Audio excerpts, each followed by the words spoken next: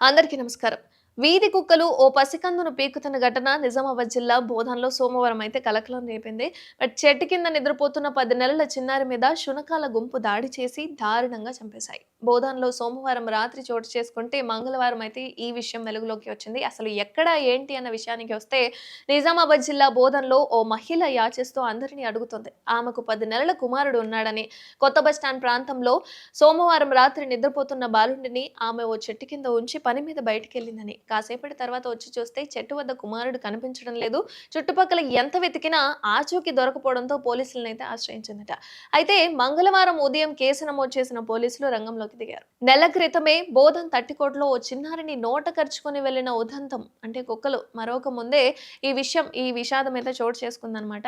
And అక్కడున్న స్థానికులను కూడా భయాందోళనకు గురి చేస్తుంది వీధి కుక్కల వల్ల. నిజామాబాద్, కామారెడ్డి జిల్లాలో నిత్యం ఎక్కడో ఒక చోట వీధి కుక్కలు దాడి చేస్తూనే ఉన్నాయి ఎవరో ఒకళ్ళ మీద. తాజాగా ఈ ఘటన మీద అయితే కేసు నమోదు చేసిన పట్టణ సీఐ వెంకటనారాయణ తన సిబ్బందితో కలిసి రంగంలోకి దిగారు. బాలుడు అదృశ్యమైన ప్రాంతంలో పోలీసులు సోదాలు నిర్వహించగా మంగళవారం తెల్లవారుజామున కుక్కలు ఓ చిన్నపిల్లగాడిని నోట కరుచుకొని వెళ్ళినట్లుగా ఒక వ్యక్తి అయితే పోలీసులకు చెప్పాడు.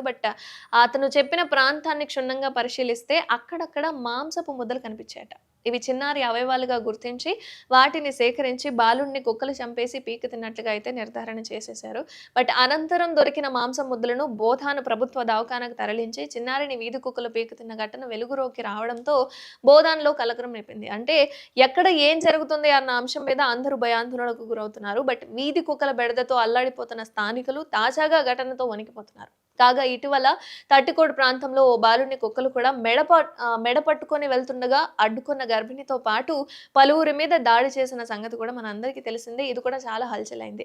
ఈ ఉదంతం మర్చిపోక ముందే మరో బాలుడు కుక్కలకు ఆహారంగా మారిపోయాడు. కుక్కల బెడద గురించి ఎన్నిసార్లు ఫిర్యాదు చేసినా సరే అక్కడి అధికారులు పట్టించుకోవడం లేదని చెప్పి చుట్టుపక్కల ఉన్న ప్రజలు ఎవరైతే ఉన్నారో వాళ్ళు ఆగ్రహం వ్యక్తం చేస్తున్నారు. ఏది ఏమైనా సరే మీరు ఎక్కడికి వెళ్ళినా ఈవెన్ చిన్న పిల్లల్ని మీరు కిరాణానికి పంపించినా ఏదైనా పని మీద పంపించినా ఆడుకోవడానికి ఉన్నా సరే అంటే 10 నిమిషాలకు ఒకసారి మీరు వాళ్ళని కనిపెట్టుకొని ఉంటే చాలా మంచిది. ఎక్కడ ఏం జరుగుతుంది అన్నది తెలియట్లేదు కాబట్టి కొంచెం జాగ్రత్తగా ఉండండి. బయట వీధి కుక్కలు ఏ ఉన్నా సరే వాటిని అలవాటు చేసుకోకుండా ఉంటే చాలా మంచిది.